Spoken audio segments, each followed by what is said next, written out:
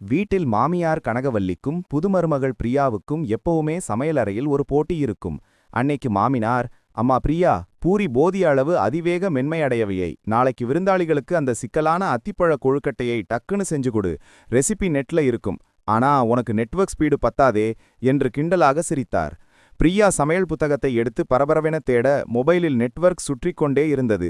இந்த சவாலுக்கு ஏர்டெல் அதிவேக கனெக்ட் மட்டுமே தீர்வு என்று பிரியா மனதுக்குள் நினைத்த அடுத்த கணம் ஒரு நீல நிற வெளிச்சம்.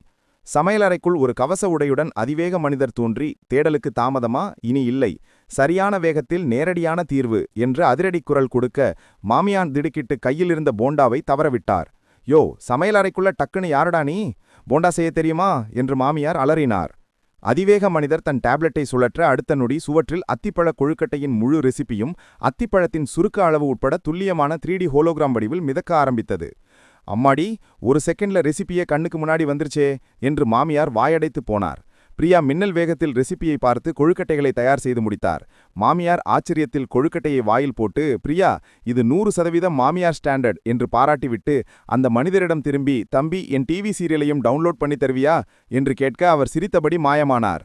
சிக்கல் நிறைந்த உலகத்திலும் உறவிலும் கூட உங்கள் வாழ்க்கையை துல்லியமான வேகத்துடன் எளிமையாக்க ஏர்டெல் அதிவேக கனெக்ட் தயார்.